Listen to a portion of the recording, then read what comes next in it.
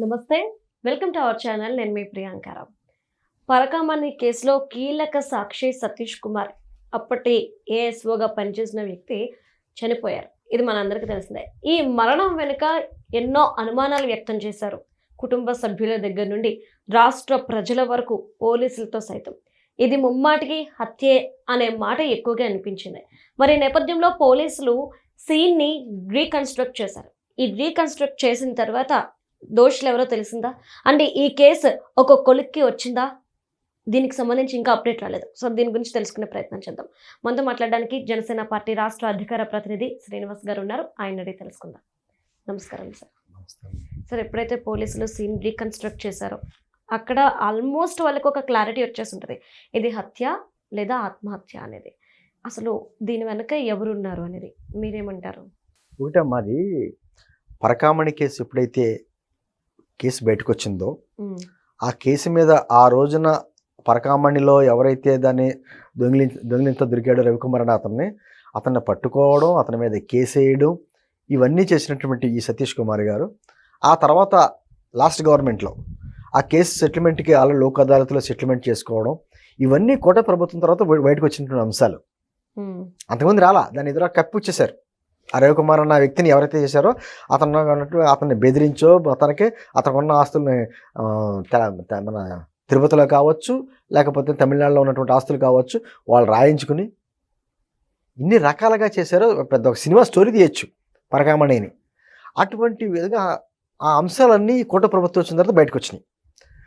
సరే, ఆ కేసుకు సంబంధించి ఎవరైతే ఫిర్యాదు చేశారో ఆ ఫిర్యాదు చేసిన వ్యక్తి గుంతకల్ నుంచి సీఏగా పనిచేస్తున్నాడు. ఇప్పుడు గుంతకల్ నుంచి విచారణ నిమిత్తం అతను వెళ్తుంటే అర్ధరాత్రి అతను మరణించడం మనకు అందరికీ తెలిసిందే. పోస్ట్ మార్టం రిపోర్ట్లోనే మనకు ఒక క్లారిటీ వచ్చింది, అది ఆత్మహత్య కాదు హత్య అన్నట్టుగా డాక్టర్లు చెప్తారు కదా ఏదైనా. అయితే దాన్ని అలాగని చెప్పి మన నిర్ధారణ రాలా. పోలీసు విచారణ చేశారు, సీన్ రీకన్స్ట్రక్షన్ చేశారు. అతను కూర్చున్న సీట్లో కాకుండా వేరే నెంబర్ సీట్లో అతని బ్యాగ్ ఉండడం. అదేవిధంగా దాంతోపాటు ఏమైపోయిందమ్మా, అదే ట్రైన్లో వివిధ బోగీల్లో కొంతమంది నేరస్తులు ప్రయాణం చేస్తున్నట్టుగా బయటకు వచ్చింది. ఇప్పుడు అలా వేరే కోర్టులకి వెళ్తున్నారా, లేకపోతే విచారణ నిమిత్తం వెళ్తున్నారా, ఏదైనా వెళ్తున్నారా కదా తెలియదు, కానీ మొత్తం డీటెయిల్స్ అన్నీ తీసుకుంటే వివిధ బోగీల్లో నేరస్తులు ఉన్నారు. దీంతో అనేక అనుమానాలు ఇప్పుడు బయటకు వస్తున్నాయి. దీన్ని ఆత్మహత్యగా చిత్రీకరించడానికి వైఎస్ఆర్ కాంగ్రెస్ పార్టీ నాయకులు కానీ, వాళ్ళ పత్రికలు కానీ, వాళ్ళ ఛానల్ కానీ విపరీతంగా కృషి చేస్తున్నాయి. ఎందుకు అర్థం అట్లా. మనం ఏం చెప్తామో మామూలుగానమ్మా, బాధితుడికి న్యాయం జరగాలి, ఆ కుటుంబానికి న్యాయం జరగాలి, ఇది మనం ఆలోచిస్తాం. దీంట్లో నిందితులు ఎవరో ఆ కేసులో వాళ్ళందరూ కూడా బయటికి రావాలి. ఎవరైతే ఆస్తులు రాయించుకుని బెదిరించారో రవికుమార్ అనే వ్యక్తిని, వాళ్ళందరి పేర్లు బయటికి రావాలి. ఇది పబ్లిక్ ఎవరైనా కోరుకునేది ఇది. ఈ రోజున ఒక కేసుకు సంబంధించి సాక్ష్యాలు చెప్పడానికి బలమైన సాక్షి ఉన్నారో అతన్ని ఈ విధంగా చంపేశారు అంటే, చంపిన వాళ్ళు ఎవరైనా మనకు తెలియదు, చంపేశారు అంటే నిజంగా అసలు రాష్ట్రంలో ఏం జరుగుతుంది, గతంలో ఏం జరిగింది, ఇప్పుడు ఏం జరుగుతుంది. ఈ మధ్యకాలంలో పెద్దిరెడ్డి గారి గురించి, ఆ అటవీ భూముల గురించి పవన్ కళ్యాణ్ గారు చేసినటువంటి కార్యక్రమం మీదే వాళ్ళు బెదిరింపులు వస్తున్నాయి. పెద్దిరెడ్డితో పెట్టుకున్నాడు పవన్ కళ్యాణ్, చాలా జాగ్రత్త అని. అంటే ఏంటిది, ఎటువంటి బెదిరింపులకి వెళ్ళిపోతున్నారు, అనుమానాలు ఏ విధంగా రెక్కిస్తున్నారు. ఇప్పుడు ఎవరో కూడా పోలీసులు కానీ, విచారణ సంస్థలు కానీ, ప్రభుత్వం కానీ, మనలాంటి ఎవరో కూడా పలానా వాళ్ళు చేశారు మనం ఏమో అనట్లా, కానీ వాళ్ళు ఎందుకు భుజాలు తడుపుకుంటున్నారు అంటే ఎక్కడో అనుమానాలు రేకెత్తిస్తున్నాయి. అంటే గతంలో కూడా వివేకానంద రెడ్డి గారి హత్య కేసు కావచ్చు, పరిటాల రవి గారి హత్య కేసు తర్వాత జరిగిన పరిణామాలు కావచ్చు, ఏదైనా ఒక కేసుకి సంబంధించి ఇమీడియట్గా దాన్ని డైవర్ట్ చేసి మాట్లాడడం, వేరే విషయాలను బయటకు తీసుకురావడం వాళ్ళకి అలవాటు అయిపోయింది.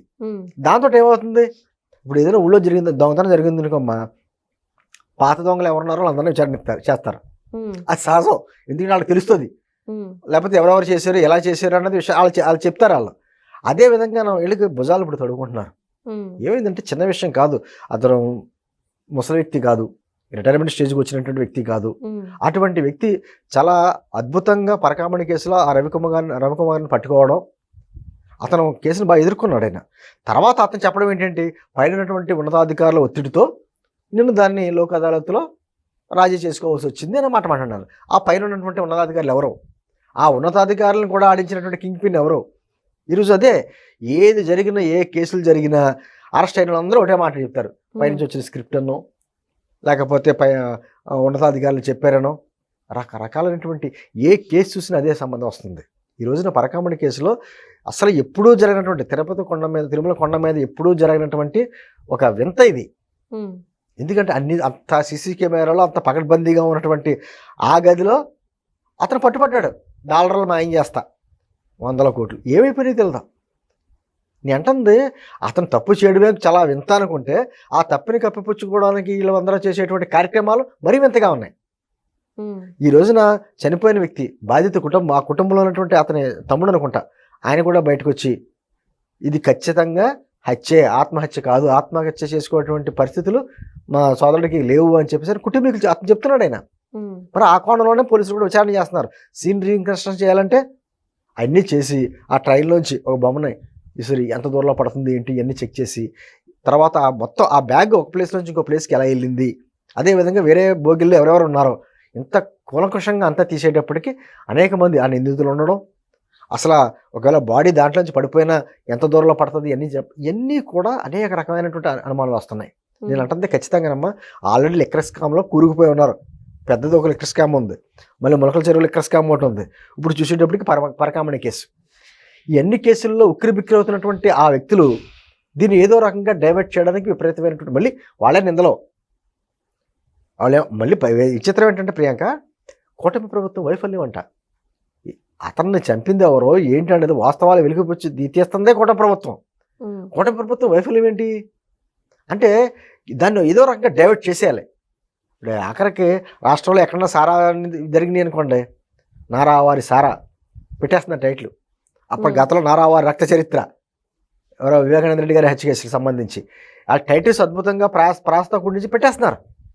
ఏంటంటే అలాగే ఇది కూడా పరకామణి కేసులో కూడా ఏదో రకంగా దీన్ని డైవర్ట్ చేయాలి, ఆ నింద ఏమైనా ఉంటుందో కూటమి ప్రభుత్వం వెయ్యాలని విశ్వ ప్రయత్నం వాళ్ళ ఛానల్ పత్రికలు కానీ ఛానల్ వారు కానీ వాళ్ళ నాయకులు కానీ చేస్తున్నారు. వాళ్ళు అనేక రకాలుగా మాటలు. ఏంటంటే ఎప్పుడైనా సరే బాధితుల పక్షాన్ని నిలబడాలి. చిన్న కుటుంబం, ఆయనకు చిన్న చిన్న పిల్లలు ఉన్నారు, ఆ భార్య మళ్ళీ అందరి కుటుంబంతో రోడ్డును పడ్డది, అతనికి ఏమైనా ఆర్థిక ఇబ్బందులు ఉన్నాయా అవన్నీ ఆలోచన అటువంటి ఏమీ లేవు.